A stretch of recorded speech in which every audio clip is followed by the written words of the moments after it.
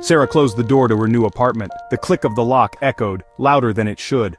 Boxes stood like silent sentinels, unpacked dreams, unfamiliar walls. The city hummed outside, a distant song, but inside a profound quiet settled. She was alone. She made tea, her movements slow. The cup warmed her hands, but not the chill inside. Was this what independence felt like? This echoing space? Friends and family were miles away. She missed their laughter, their easy presence. This new chapter felt more like a solitary page. Later, she stood by the window. The city lights twinkled below like scattered diamonds. Above, the stars began to appear, ancient, unblinking. A sense of smallness washed over her, not crushing but gentle. The universe was so big, her worries, suddenly less so. She felt a tiny shift within her heart. A soft sigh escaped her lips. Then, a whisper, "God, are you here?" No thunderous reply, no flashing lights. Just the quiet hum of the city, the distant stars, the warmth of cooling tea. But in that whisper, a connection, a fragile thread in the vastness. Maybe, just maybe, she wasn't entirely alone after all. The silence became less empty, more like a gentle presence. She breathed in hope, letting it settle. The night felt softer, and Sarah in her quiet found a glimmer of peace. Feeling alone is a common human path. It's a road many of us walk, sometimes for a short while, sometimes longer. It isn't a sign of weakness, or that something is wrong with you. It's simply a part of being human. We all encounter seasons of solitude. Life changes often bring these quiet times: a new job, an empty chair, a quiet house. Even happy changes can bring a sense of isolation. These moments are part of the ebb and flow of life. Sometimes we even choose to be alone, seeking a pause from the world's noise. This chosen solitude can be a balm, a gentle retreat for the weary soul. It's a necessary space for inner work, a chance to reconnect with ourselves. Aloneness is not always the same as loneliness. Loneliness is a pang, a yearning. Aloneness can be an opportunity, a quiet room where new things can be discovered. It can be a space for God to enter, not with a loud announcement, but with a gentle presence. A still, small voice in the quiet. Solitude is a doorway, not just an empty room. In these moments we can find meaning, we can find ourselves. And sometimes we find God waiting there. Aloneness can be a beginning, not just an end. It's a space where hope can grow. When the clamor of the world fades, something remarkable can happen. The inner voice, often drowned out, can finally speak. We begin to hear the whispers of our own heart, the things we truly value, the dreams we hold. Solitude clears the air for this inner conversation. It allows us to meet ourselves again. Solitude is a gentle, patient teacher. It strips away the non-essential, the masks, the roles. It shows us what remains when all that is gone. It teaches resilience and fosters a quiet strength. In the stillness we learn endurance and discover resources within us we never knew. In the undisturbed quiet, creativity awakens. Ideas that were shy to emerge now step forward. A sense of peace can settle deep within, like calm water after a storm. This peace is a precious gift, allowing the soul to breathe and restore itself. Solitude is fertile ground for the heart and mind. Remember Elijah the prophet? He sought God in the dramatic wind, earthquake, fire, but God was not in them. Then came a gentle whisper, a still small voice. And in that whisper God was present. Solitude prepares our hearts to hear such whispers.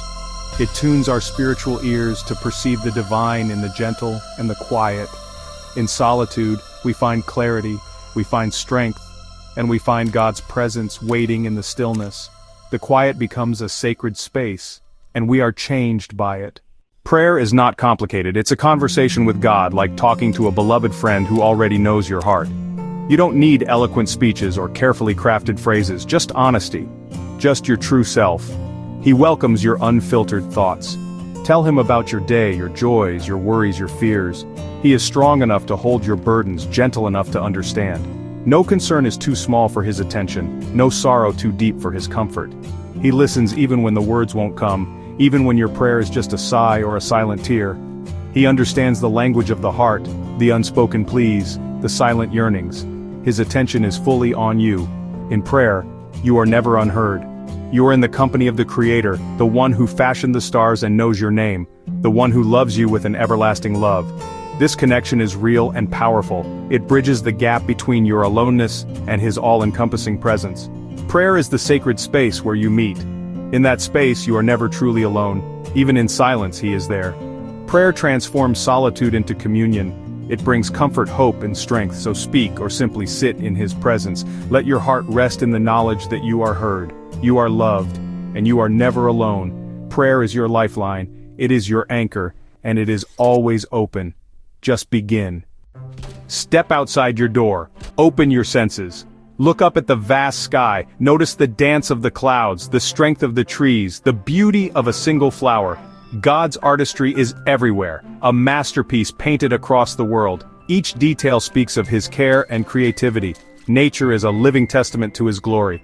Every sunrise is a message of new beginnings, a daily dose of hope. The song of a bird, the crash of ocean waves, the rustle of leaves. All these sounds speak of a power greater than ourselves. They speak of a divine, creative love. Take a walk beside a brook, feel the earth beneath your feet, let the sun or rain touch your skin. Allow the beauty of the natural world to seep into your soul, to calm your mind. Nature soothes worries and puts things into perspective. In nature you can often feel his presence, close, tangible, real, like a gentle, comforting hug from the Creator. The grandeur of mountains, the peace of a forest, the expanse of the sea, all can draw you closer to him. God's living room is open to all, a place of solace, beauty, and connection. Let nature remind you of life's simple wonders. Let it draw you into gratitude. In the quiet of creation, listen for his voice. Let the world outside become a sanctuary. Find rest in the embrace of nature. Let your spirit be renewed. God is near, in every leaf and breeze. Step outside and find him waiting. The world is his canvas and you are part of his masterpiece. Find a moment in your day for stillness. Let your body relax, your thoughts settle. This stillness creates an inner space where you can truly listen and be. Read a comforting verse from Scripture, let the words wash over you, then simply listen, not with your ears but with your heart. God often speaks in the quietest of ways, a gentle nudge, a feeling of peace. These moments are precious anchors in the rush of life. They remind you of his constant presence. God has woven promises throughout his word, especially for times of solitude. One of the most powerful, I will never leave you nor forsake you. He is not a distant deity but Emmanuel, God with us. Even when you cannot feel him, he is there, your refuge, your safe place. When storms rage, remember God is our refuge and strength and ever-present help in trouble. Jesus himself experienced deep solitude. He knows your pain. He meets you in loneliness with compassion and understanding. His love is constant, unshakable, eternal. Nothing can separate you from the love of God. Rest in this all-encompassing love. It is your greatest security. Trust this love, especially in the quiet moments. If loneliness becomes heavy, the first step is always upward. Reach up to God. Pour out your heart honestly. He can handle your pain and questions. His presence is a sanctuary for the hurting heart. Remember the times he's been faithful before. Gratitude can shift your perspective. Count your blessings, even the small ones. Consider reaching out to serve someone else. A small act of kindness can work wonders. Call a friend, help a neighbor, write an encouraging note. When you bring light to others, you often find light shining back on you. It connects us, reminding us we're part of a larger story. In giving, we find healing. The feeling of being alone is real, but it's not the whole truth. There is a deeper truth, a hope found in God's presence. You are seen, known, and cherished. God is with you, always. In every moment, in every breath, he is closer than your own skin. He is present in your solitude. Not as a distant observer, but as an intimate companion. His spirit dwells within you, a constant source of comfort and strength. He sees every part of you and loves you unconditionally. His love is not earned, it is a boundless, perfect gift. Lift your head, open your heart to this truth. You are held, cherished, deeply loved. Even when you feel most alone, you are in God's loving presence. He will not let you go. You are never, ever truly alone. Embrace his presence, find your strength in him. With God, solitude becomes sacred space.